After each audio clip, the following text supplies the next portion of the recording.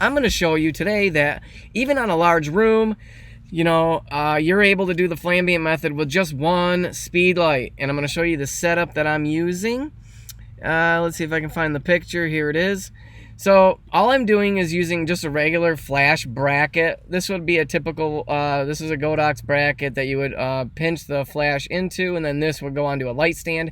And of course it has an umbrella, on a hole with an umbrella adapter there. And this is the umbrella I'm using. Now, I do not remember where I got this. This umbrella is I would say like a 24 inch, 18 to 24 inches. I haven't measured it really, but wow, I'm having a hard time finding one that small. I'm going to keep doing my research. If I come across one, there will definitely be a link for one down below. But I will leave a link to the trifold one that I use. Now, it does open up to like 32 inches, but it does compact because the trifold one has like 2 hinges on it, so it folds up to like less than 12 inches long, so you can put it in a backpack or whatever. It's a lot easier to transport. But I'm actually really digging this little tiny umbrella because you can get it through doorways. You don't necessarily have to collapse it every single time, and it's a lot easier just to work with around a house. Okay, so let me just show you the simple method I'm using right now to light up a room. This is actually the final result. I'm going to do this one edit with you guys today. So 2 images typically, maybe 3 depending on what kind of glare you're getting off those windows. But we're going to do, I'm going to reset this. And really what you need to do is just create a preset for the lens you're using. Basically, I'm just going to do 2 presets. I'm going to do an initial bump preset, and then once I move them back into Lightroom from Photoshop, we're going to do a final bump, which can just give it a little extra pop or whatever. So really, you don't have to go too crazy. Remember, we want to be fast on site, and this is going to make you fast on site, and then fast in the editing room too. So really what I'm going to do is I'm just going to paste in the settings. Oh, I'm sorry. Here, let me reset that. Let me walk it through you. Okay, so maybe we want to bump this exposure up a little bit, drop these highlights down a little bit, get those shadows bumped up, get that exposure up. So really what I like to do is make my ambient layer as bright as possible with no shadows. So I don't want it to look like I'm using the flash. And actually what I've been doing also is popping a flash, maybe at like 1/16 or 1/8 power, just to fill in the room even more. Yeah, see how bright it is out by the window? And again, we're going to expose right of center. So really after you're done, or before you take your ambient shot, your histogram should be pushed way over, maybe something like that. So that's when I set these.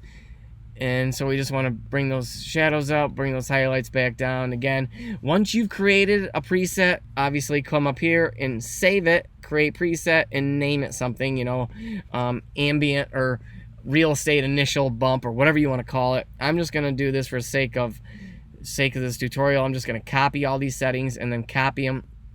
And let's move on to our flash shot. And again, this is with the umbrella. I don't care about this marking right here.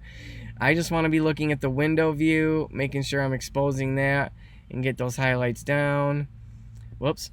And again, same thing with the flash shot, so it blends well. I'm going to show you a really easy way to blend this. And look, I didn't get any glare in the window, so we're going to be good there. Now, I don't know if you've been listening or paying attention to the news, but we got wildfires in Canada. I am not in Canada. I am south of Canada. Actually, I'm south of Buffalo, New York.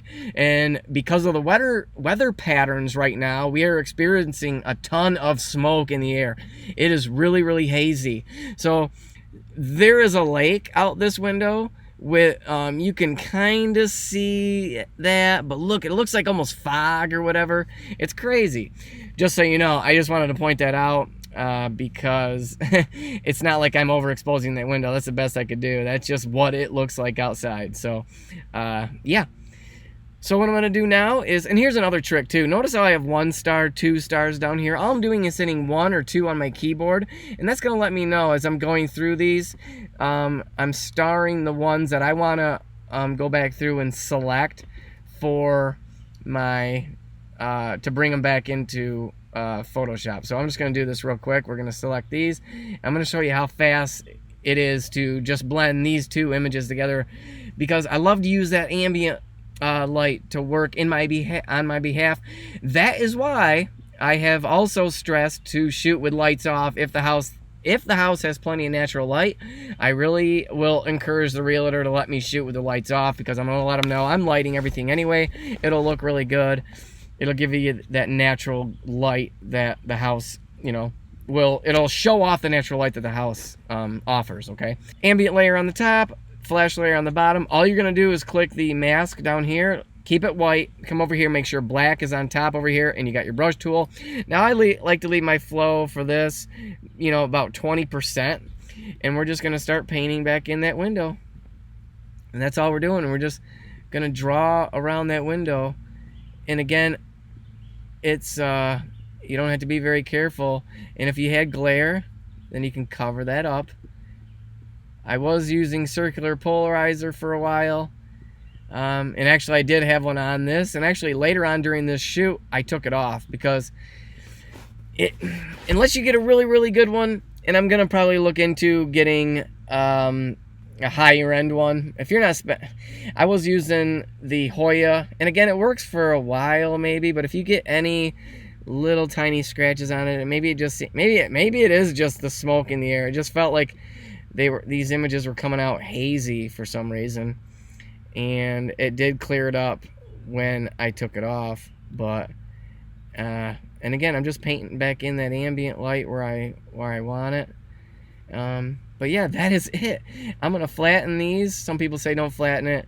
The reason I do is because when I do Command S to save it, it seems to save it a lot faster. And then we're back into Lightroom already, and again, I do my interior final bump and adjust that, so we're right of center, maybe adjust my blacks a little bit so it's not too dark. But there you go, that's it. That is pretty much it. I'm gonna run through some of these. So typically the circular polarizer is really good for getting rid of glare and controlling glare in your image, but if you're using flash, you can pretty much eliminate that glare, and that's what I did. I just blended back in the flash shot, and there you go. That's the final image on that one.